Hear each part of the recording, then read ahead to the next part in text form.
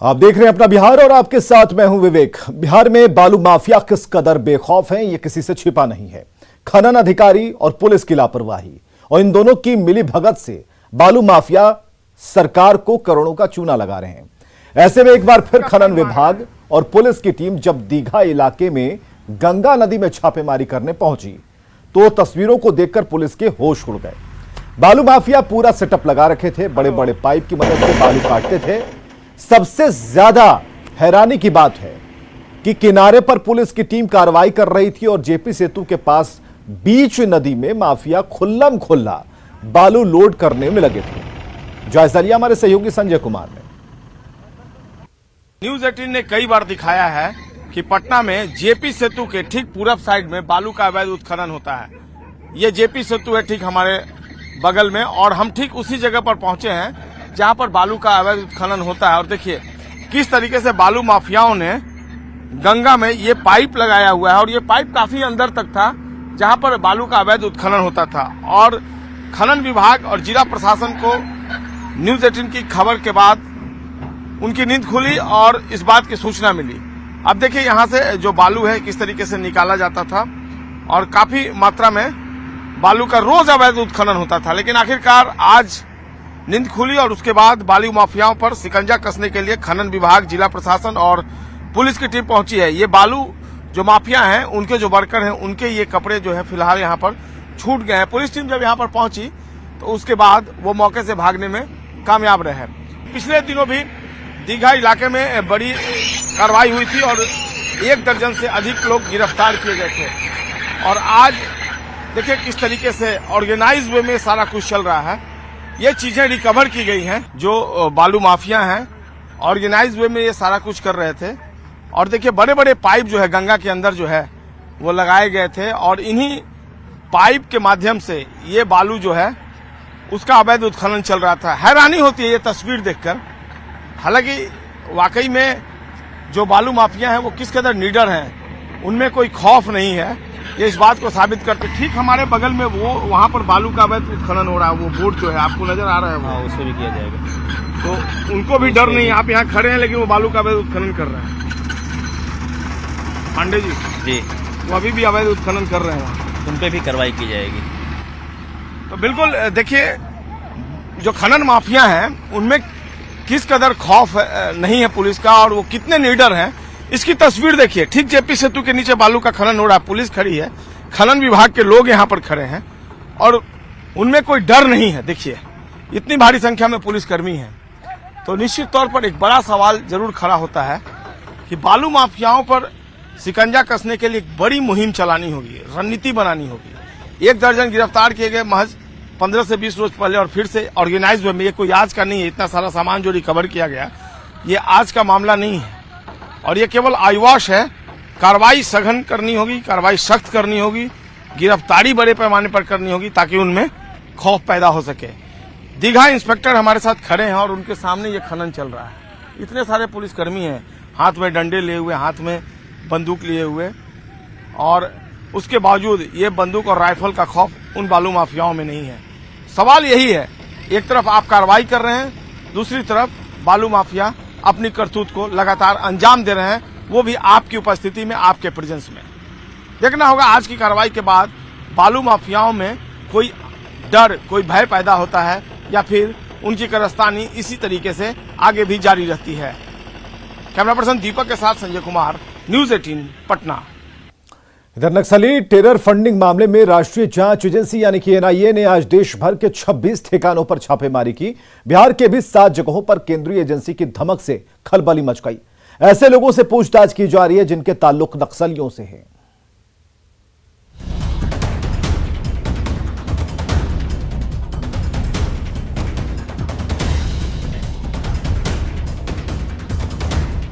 केंद्रीय जांच agency NIA ने नक्सलियों के खिलाफ बड़ी कार्रवाई को अंजाम देते हुए बिहार, झारखंड, आंध्र प्रदेश और ओडिशा में करीब 26 लोकेशंस पर छापेमारी की है।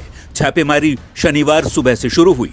बिहार में शनिवार की सुबह नेशनल इन्वेस्टिगेटिंग एजेंसी यानी एनआईए ने कुख्यात नक्सली प्रद्युम्न शर्मा, सहदेव यादव, अनिल यादव, प्रमोद मिश्रा और उनके नजदीकी लोगों के ठिकानों पर अलग अलग जिलों में एक साथ छापेमारी की। इस छापेमारी को बेहद गोपनीय रखा गया था। एनआईए ने रेड डाली है, उनमें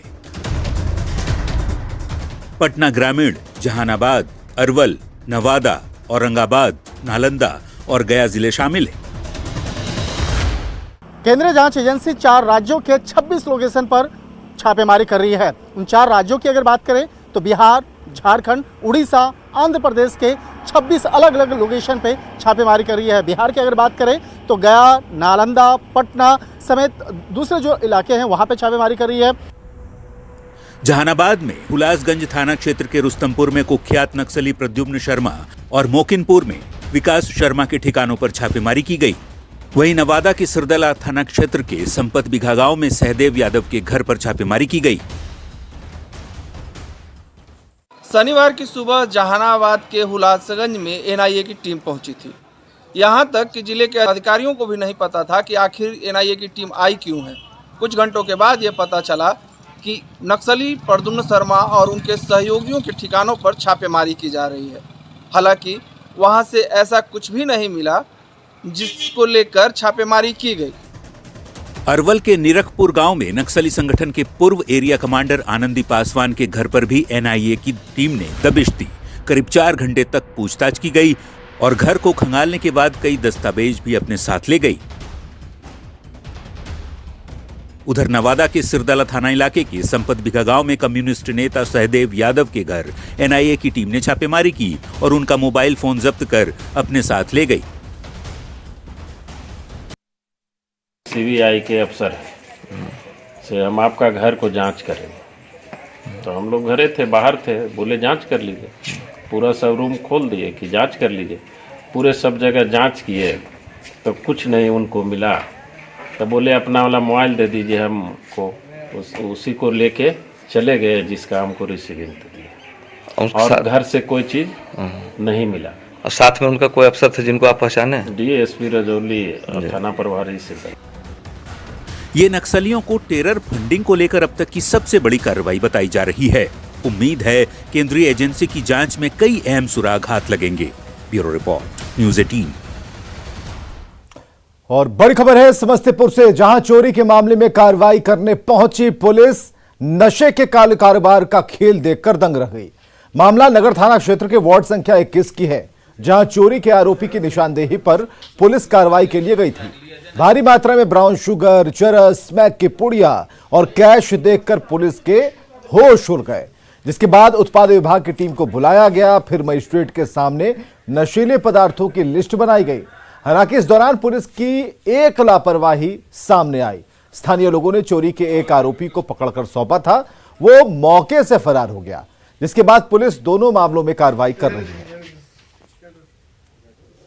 समस्तीपुर शहर के वार्ड संख्या 21 में पुलिस के द्वारा चोरी के मामले में कार्रवाई की जा रही थी और उस मामले में कार्रवाई के दौरान जो एक बड़ा खुलासा हुआ है, यहाँ पर नशे का कारोबार, इस छापेमारी के दौरान जो पता चल नशे का कारोबार यहाँ हो रहा था, जिसके बाद नगर थाना पुलिस और उत्पाद विभाग की टीम मौके पर पहुंच जांच कर रही है, तस्वीर देख रही है। और सबसे बड़ी खबर जो इस मामले में जो आरोपी को यहाँ पे लोगों के द्वारा पकड़ के दिया गया था, वो जो जानकारी मिल रही है फरार हो गया है यहाँ से। और उसके बाद पुलिस के लिए मुसीबत और उत्पाद विभाग की टीम यहाँ पर पहुंची है। सर, क्या कुछ कार्रवाई चल रही है उत्पाद विभाग की टीम आपके देखे जा रही है? यहाँ अभी उसका सर्च हो रहा है, ठीक है ना, तलाशी ली जा रही है मजिस्ट्रेट के सामने और अग्रेतर कार्रवाई की जा रही है। क्या कुछ बरामद हुआ है अब तक? यहाँ कुछ अभी तो चल रहा है, उसका ब्राउन शुगर से संबंधित है, कुछ नशीला पाउडर वगैरह है।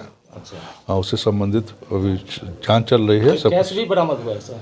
हाँ, कुछ कैश भी है उस मामले में। जो एक आरोपी जिससे यहाँ के लोगों ने चोरी के मामले में पकड़ करके पुलिस को सौंपा था, वो फरार हो गया है, जो पुलिस के लिए सरदर्द बना हुआ है और उसे पुलिस क्या गिरफ्तार कर पाती है या नहीं, ये देखने वाली बात होगी। आपके बाहर की तस्वीर हम दिखाना चाहेंगे। यहाँ पर पुलिस का पहरा यहाँ पर है और जिस तरह से यहाँ पे सामान मिले हैं, पूरा मोहल्ले के लोग लोगों की भीड़ यहाँ पे जुटी। काफ़ी रिहायशी इलाका है ये, और इस जगह पर इतने बड़े पैमाने पे ब्राउन शुगर का मिलना अपने आप में बड़ा सवाल है। अब देखने वाली बात होगी कि पुलिस जो आरोपी फरार है उसे कब तक गिरफ्तार कर पाती है और क्या कुछ कितनी मात्रा में बरामद होती है, इसका खुलासा पुलिस के द्वारा कब किया जाता है। Mukesh Kumar, news 18 network, Samastipur.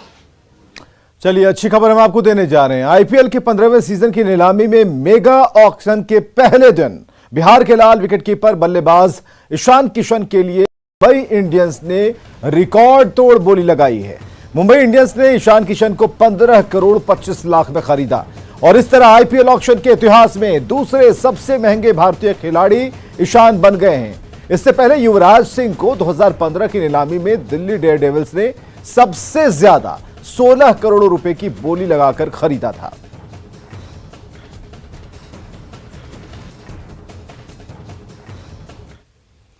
तो आईपीएल ऑक्शन में बिहार की शान ईशान को मुंबई इंडियंस के लिए 15 करोड़ से भी ज्यादा की राशि मिली और इसे लेकर ईशान के परिवार में खुशी का माहौल है। ईशान के माता पिता से बातचीत की हमारे सहयोगी संजय कुमार ने। ईशान के घर में मौजूद हैं और इनके पेरेंट्स हमारे साथ बैठे हुए हैं और इनकी नजरें लगातार आईपीएल का जो ऑक्शन चल रहा है उस ओर है। हालांकि ईशान मुंबई इंडियंस के लिए फिर से चुने गए हैं और एक भारी भरकम राशि इस बार निश्चित तौर पर एक माता पिता के लिए गौरव वाला क्षण है। और पहली प्रतिक्रिया लेते हैं ईशान के जो फादर ने उन्हीं से। पहली प्रतिक्रिया किस तरीके से इस पूरे मामले को आपको? नहीं, बहुत अच्छा है, बहुत खुशी हो रही है और सबसे बड़ी बात इस चीज़ की खुशी है कि टीम ने इतना भरोसा किया कि वो लोग ऑल आउट गए और इतनी भारी रकम देकर के उन्होंने ईशान को रिटेन किया अपने पास। इस चीज़ की बहुत खुशी है। भारत के दूसरे ऐसे खिलाड़ी हैं जो इतना हेवी अमाउंट जो है उनको मिला है, इस बात की जानकारी है आपको? जी नहीं, टीवी से ही पता चल रहा है कि हाँ, युवराज सिंह शायद इसके पहले इतनी रकम में 16 करोड़ या समथिंग में थे और नेक्स्ट ये हैं, तो अच्छा लगता है। भारी भरकम राशि है, कहाँ रखेंगे इतनी बड़ी राशि? 37% तो टैक्स ही दे देंगे ना। इस बार से 37.5% हो गया है, तो उसमें तो टैक्स ही देना पड़ जाएगा ना। तो मुंबई इंडियंस के लिए फिर से इंडियन क्रिकेट टीम में भी ईशान लगातार परफॉर्म कर रहे हैं और आगे क्या आकांक्षा है बतौर पिता ईशान किशन से? नहीं, एज ए फादर तो हमको लगता है कि वो और ग्रो करे, डे बाय डे ग्रो करे, अपने खेल को सुधारे और तीनों फॉर्मेट में अपना नाम करे। आईपीएल तो है ही अपनी जगह, बट तीनों फॉर्मेट में इंडिया के लिए खेले और नाम करे, इंडिया को मैच जिताए। अच्छा, लगा था कि आज ईशान किशन चुने तो जाएंगे, ये तो तय था, लेकिन इतनी भारी भरकम राशि मिलेगी ये आपको पहले से अनुमान था इस बात का? इतनी ज्यादा राशि का अनुमान नहीं था कि ठीक है कुछ हैंडसम राशि आएगी, पिछले बार से थोड़ा ज्यादा ही होगा, बट इतना ज्यादा हैंडसम होगा इसकी जानकारी नहीं थी, इसका अंदाजा भी नहीं था। बिल्कुल, ये चेहरे पर भी खुशी जो है वो छिप नहीं पा रही। लगातार जो रिलेटिव्स हैं उनके फोन कॉल्स भी आ रहे हैं आपके पास? बहुत ज्यादा फोन आ रहे हैं, जब से हुआ है उसके बाद हम फोन ही पे लगे हुए हैं। एक माँ के लिए मुझे नहीं लगता कि इससे बढ़कर और खुशी की बात होगी। नहीं, कुछ नहीं, बच्चा इतना ग्रो कर रहा है, इससे बड़ी खुशी और कुछ नहीं हो सकती। बहुत अच्छा लग रहा है, बहुत बहुत बहुत अच्छा लग रहा है। न केवल ईशान के लिए व्यक्तिगत तौर पर, पूरे परिवार के लिए, बल्कि बिहार के लिए भी गौरव की बात है कि एक बिहार का युवा जो आज बिहार की शान बन चुके हैं, उन्हें इतनी भारी भरकम राशि में मुंबई इंडियंस के लिए लिया गया है। हम उनके लिए शुभकामनाएं देते हैं और उम्मीद करते हैं कि भविष्य में वो इसी तरीके से बिहार का नाम रोशन करते रहेंगे। कैमरा पर्सन दीपक के साथ संजय कुमार, न्यूज 18 पटना। तो ईशान एक बार फिर मुंबई इंडियंस के लिए कमाल करते नजर आएंगे। ईशान किशन आईपीएल के इतिहास में दूसरे सबसे महंगे खिलाड़ी बन गए हैं। मुंबई इंडियंस ने ईशान किशन को 15 करोड़ 25 लाख में खरीदा और इसे लेकर रांची में उत्साह है। रांची में हरमू के क्रिकेट अकादमी से ईशान किशन का विशेष जुड़ाव रहा है। जब भी वो रांची पहुंचते इस अकादमी में जरूर आते हैं। ईशान के दोस्त और करीबियों से बात की हमारे सहयोगी ओम प्रकाश ने। आईपीएल में नीलामी के बाद एक बार फिर रांची जो है वो सुर्खियों में आ चुका है, क्योंकि एक बार फिर रांची से जो ईशान किशन यहाँ पर खेला करते थे, जिस तरह से उनका झारखंड क्रिकेट एसोसिएशन से जुड़ाव रहा है, उसके बाद यहाँ का जो लड़का है, अगर कहा जाए ईशान किशन, वो कहीं ना कहीं तरक्की के पायदान पर लगातार छलांगे मारता जा रहा है। और यही वजह है कि 15.25 करोड़ में उनकी नीलामी हुई है। इस एकेडमी को भी हम दिखाने की कोशिश कर रहे हैं। ये एकेडमी भी ईशान किशन से जुड़ा हुआ है, क्योंकि यहाँ पर जब भी रांची पहुंचते हैं ईशान किशन तो इस एकेडमी में जरूर आते हैं और यहाँ पर बच्चों को टिप्स देने के साथ साथ प्रैक्टिस भी किया करते हैं। उनके एक खास दोस्त भी हैं, हम उनसे भी मिलवाने की कोशिश करते हैं और जानने की कोशिश करते हैं कि कितने आप लोगों को खुशी हुई इस तरह से जो आज जानकारी मिली। इससे ज़्यादा खुशी की बात नहीं है। सुबह से हम लोग वेट कर रहे थे कब उसका नंबर आए ऑक्शन और टेबल पे, और जब बोली लग रही थी तो अंदर से जो एक अलग फीलिंग है उसको हम बयान नहीं कर सकते आपके सामने। और ढेर सारी बधाई हो मुंबई इंडियंस ने फिर से एक बार उन पर भरोसा दिखाया है। तो खासकर हम एक बात जानना चाहेंगे कि आपके दोस्त भी रहे हैं, अभी भी बातें होती रहती हैं, क्या कुछ रहा है उनका इस दरमियान जब रांची आते हैं तो कुछ खास पलों के? जब रांची आते हैं तो हमेशा हम लोग आपस में मिलते जुलते हैं। जब भी वो झारखंड आते हैं तो एक बार जरूर एकेडमी में, चाहे रांची से उनका जिनसे भी उनका पुराना रिश्ता रहा है, वो अपने रिश्ते को जरूर निभाते हैं। और हम लोग के साथ जो भी जितना भी टाइम वो देते हैं, जब भी उनको टाइम मिलता है वो टाइम एक्सपेंड जरूर करते हैं हम। एक समय ऐसा भी दौर था जब वो अकेले सेल क्वार्टर में रहा करते थे, उस समय से हम लोगों की दोस्ती है।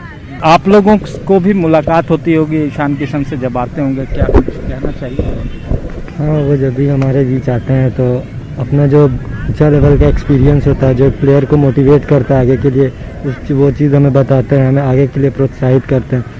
उनका बहुत सी ऐसी बात है जो खेल विभाग के लिए, खेल में आगे बढ़ने के लिए और आगे तरक्की जाने के लिए जो मेहनत है, जो डेडिकेशन है, वो अच्छे तरीके से समझाते हैं। इंस्पिरेशन तो बहुत मिलता है। जैसे आपके सामने कोई इतने उच्च स्तर के खिलाड़ी आएंगे तो सबको मोटिवेट होता ही है। उनको देख के हमें भी लगता है कि हम भी उस स्तर पे खेल सकते हैं। वही सब है। और जिस तरह से उन्होंने ऑक्शन में परफॉर्म किया, मतलब सारे जितने भी जानकार थे सब बोले थे ईशान किशन सबसे महंगे हो सकते हैं। तो वही कॉन्फिडेंस बहुत बिल्डअप होता है एक प्लेयर का देख के कि हम लोग के आसपास से ऐसा प्लेयर उठ के इतना अच्छा परफॉर्म कर रहा है, इतना फेमस हुआ है। ऐसे ईशान किशन की तरह से तरक्की हो रही है। यहाँ पर जो लोग लड़के भी खेल रहे हैं वो भी चाह रहे हैं कि उनके द्वारा जो उनके बातें बताई गई हैं उससे वो भी अपने करियर में इम्प्लीमेंट करें और ऊंचे मकाम पर जाएं। रांची से कैमरामैन अमित के साथ ओम प्रकाश, न्यूज़ 18 रांची। तो आईपीएल की टीम में दूसरे सबसे महंगे भारतीय खिलाड़ी बनने पर बिहार के लाल ईशान किशन को बिहार विधानसभा के अध्यक्ष विजय सिन्हा ने भी बधाई दी है। बिहार को गर्व है और ऐसे प्रतिभावान लोगों को आज बिहार के सभी लोग अपना आशीर्वाद देंगे कि बिहार का गौरव गाथा की ओर कदम बढ़ा चुका है। हम अपने खिलाड़ियों को तमाम उस तरह के प्रशिक्षण सुविधा साधन और बेहतर सकारात्मक वातावरण प्रदान करें कि हर क्षेत्र में ईशान जैसे हमारे नौजवान आगे निकलें। जेडीयू में बड़े नेताओं की एक दूसरे के खिलाफ बयानबाजी से बिहार की सियासत गर्म हो गई है। पार्टी में गतिरोध उत्तर प्रदेश के चुनाव में सीटों को लेकर शुरू हुआ, जो सतह पर आ चुका है। सियासी गलियारे में जेडीयू के अंदर आरसीपी और ललन के बीच की बयानबाजी पार्टी में तेज होती जा रही है और इसे गुटबाजी के तौर पर देखा जा रहा है। आखिर क्या है जेडीयू में बयानों का खेल, रिपोर्ट देखिए। अरे आप लोग एक के बतिया को ना बार बार पूछते रहते, उसके आगे भी बढ़ोगे ना, वो तब हो गया, चैप्टर क्लोज होगा, उस पर क्या बोलना। जेडीयू नेता और केंद्रीय मंत्री आरसीपी सिंह किस बात का चैप्टर क्लोज बता रहे हैं, तो जरा जान लीजिए। आरसीपी यूपी चुनाव से जुड़े सवाल पर सफाई दे रहे हैं। कह रहे हैं कि जेडीयू के यूपी में अकेले लड़ने की उन्हें कोई जानकारी नहीं। एक बार फिर से सुन लीजिए। तो उत्तर प्रदेश में बातें क्यों नहीं हो पाई? अरे भाई अरे आप लोग एक के बतिया को ना बार बार पूछते रहते, उसके आगे भी बढ़ोगे ना, वो तब हो गया, चैप्टर क्लोज होगा, उस पर क्या बोलना। भाई हमरा उसके बारे में पता नहीं है। बस इसी बात को लेकर जेडीयू के दूसरे बड़े नेता एक सुर में बयानबाजी करने लगे। मोर्चा खुद पार्टी के राष्ट्रीय अध्यक्ष ललन सिंह ने संभाला और कह दिया कि कुछ लोग बड़ा सपना देख लेते हैं, ऐसे लोगों का मानसिक संतुलन ठीक नहीं। और इस तरह का जो कोई अगर मन के अंदर और कोई सपना में भी अगर जो सोचता है तो वो वही सोच सकता है जिसका मानसिक संतुलन सही नहीं। बात जेडीयू के भीतर गुटबाजी की इसलिए भी की जा रही है कि पार्टी के दूसरे बड़े नेताओं ने भी आरसीपी का नाम लिए बगैर उनकी मंशा पर सवाल खड़े कर दिए। लेकिन पार्टी का एक सिस्टम होता है, उस सिस्टम से जुड़कर सब लोगों को काम करना चाहिए, उनको भी इसी सिस्टम से जुड़कर काम करना चाहिए। इस सवाल को मैं अपनी राय के विषय में कह सकता हूँ। पार्टी की राय क्या है? पार्टी के स्पोक्समैन तो पार्टी के पदाधिकारी और जो अधिकृत व्यक्ति हैं वही बोलेंगे, लेकिन मैं पार्टी के विषय में जो जानता हूँ, पार्टी के सारे लोगों ने जो कहा है उसमें विशेष राज्य के दर्जे की ही बात करें। अब समझने वाली बात यह है कि ललन सिंह से पहले आरसीपी जेडीयू के राष्ट्रीय अध्यक्ष थे। अब आरसीपी सिंह बतौर सांसद केंद्र की मोदी सरकार में कैबिनेट मिनिस्टर हैं। बिहार में बीजेपी के सहयोग से सरकार चला रही जेडीयू उत्तर प्रदेश विधानसभा चुनाव में इस बार अकेले मैदान में है। केंद्रीय मंत्री होने के नाते आरसीपी सिंह यूपी चुनाव में प्रचार के लिए पार्टी की ओर से नहीं जा रहे। विशेष राज्य के दर्जे के मुद्दे पर भी आरसीपी सिंह का बयान पार्टी लाइन से अलग हटकर देखा जाता रहा है। शायद इसी वजह से जेडीयू के भीतर बयानों के तीर चल रहे हैं। न्यूज 18 के लिए पटना से आनंद अमृतराज के साथ ब्यूरो रिपोर्ट। आज से आरजेडी की सदस्यता अभियान की शुरुआत हो गई है। आरजेडी अध्यक्ष लालू प्रसाद ने मछली भात खाया और सदस्यता अभियान की शुरुआत कर दी। इस मौके पर लालू प्रसाद ने डिजिटल सदस्यता अभियान पर जोर दिया। प्रदेश अध्यक्ष जगदानंद सिंह ने 1 करोड़ सदस्य बनाने की अपील की। तेजस्वी यादव ने पार्टी नेताओं और कार्यकर्ताओं से सदस्यता अभियान में पूरी ईमानदारी और शक्ति से जुड़ने की अपील की। पूरा लगन मेहनत के साथ पार्टी का जो अभियान है 1 करोड़ लोगों को सदस्य बनाने का, उसमें आप लग जाइए और सुपरविजन भी करिए। जो और लोग काम कर रहे हैं ले गए रसीद और समय पर पहुँचवाइए और आगे चुनाव होगा उसमें फिर जो जितना काम करेगा, जो अच्छा काम करेगा वो और काम में जाएगा। अर्थात दायित्व आपका बढ़ता है। महाअभियान 1 करोड़ सदस्य बनाने का, तो 1 करोड़ सदस्य बनाने की जिम्मेवारी सबको अपने अपने हिसाब से लेनी पड़ेगी। यहाँ आम आदमी आप नहीं है, विशेष आदमी है। और हम लोगों को खुशी है कि अपने हाथों से हम सभी लोगों को सदस्य बनाने का इन्होंने काम किया। इसके लिए हम धन्यवाद और बाकायदा ज़्यादा कुछ कहना नहीं है। सब लोग जानते हैं सदस्यता अभियान जब चलता है तो हम लोगों का काम क्या है, कर्तव्य क्या है, जिम्मेवारी क्या है, उसको ईमानदारी से बस हम कहेंगे ईमानदारी से इम्प्लीमेंट किया जाए, ईमानदारी से निभाया जाए। और आगे देखिए बायजूस यंग जीनियस। के बर्तन में